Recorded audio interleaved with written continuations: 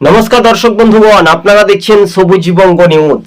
হ্যাঁ, শুনছেন, বীরভূম জেলার এই লাল মাটির জেলা কতটা সুনির্দিষ্টভাবে কোন দল ক্ষমতায় ধরে রাখবে।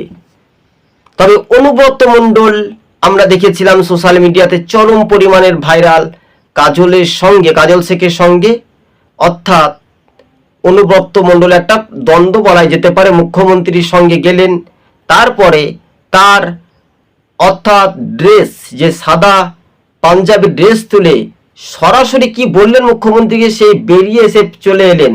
তাহলে 11টি বিধানসভা আসনের জনমত সমীক্ষা কোন দল কয়টি আসন পাচ্ছে, তবে বিশেষ করে কি এবার ক্ষমতা কি হারাবে অনুব্রত মণ্ডল, সেই রকম তাকে কিন্তু মঞ্চে বা মাইকে সেই রকমভাবে সেই ঝাঁঝালো বক্তব্য আগেকার মতো দেখা যাচ্ছে না। কেননা পেশার মানুষ বুঝে গেছে কতটা পেশার আছে, কতটা লো আছে, কতটা হাই পাওয়ার আছে। বিরোধীদের দখলে কম করে 11টির মধ্যে 5টি আসন যেতে পারে, অর্থাৎ অলরেডি বিজেপি তারা 2টি আসনে এগিয়ে থাকার সম্ভাবনা বেশি। কংগ্রেস তারা 1 থেকে 2-এর ঘরে কিন্তু পৌঁছে যেতে পারে এবং বামেরাও 1টি আসন পেয়েও যেতেও পারে। এটা বড় চাঞ্চল্য। তাহলে 2 2 4 1 5, তো বুঝে গেছেন তাহলে তৃণমূল কি করবে এই 5-6টি আসন নিয়ে। তাহলে বুঝে গেছে জনতা, এবার সে অনুব্রত মণ্ডলের ক্ষমতা আর সে প্রয়োগ থাকবে। সমীক্ষাতে এটাই বলছে। সাঁইতা, রামপুরহাট, বোলপুর, মৌরেশ্বর, এই নলহাটি, হাসন, লাভপুর, এইসব আসনগুলো সাঁইতা বোলপুরের মতো জায়গাতেও সেখানে বিজেপি একটা গর্জন সিং গজাচ্ছে। অন্যদিকে নানুরে কিন্তু সিপিআইএম তারা কিছুটা এগিয়ে থাকার সম্ভাবনা বেশি। রামপুরহাটের তৃণমূলকে দুর্বল করার ছক কিন্তু আগে থেকে কষাকষি ছিল।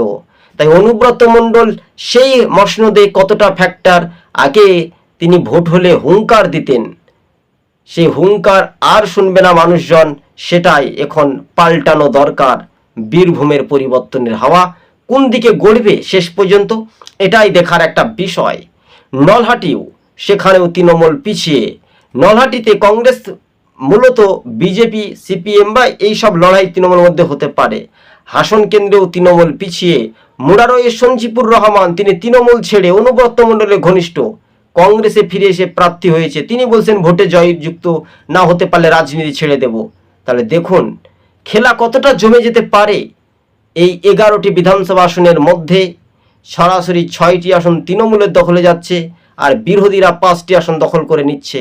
তাহলে বুঝে নিন কতটা চাপ, কতটা ঠেলাই না পড়লে বিড়াল গাছে ওঠে না।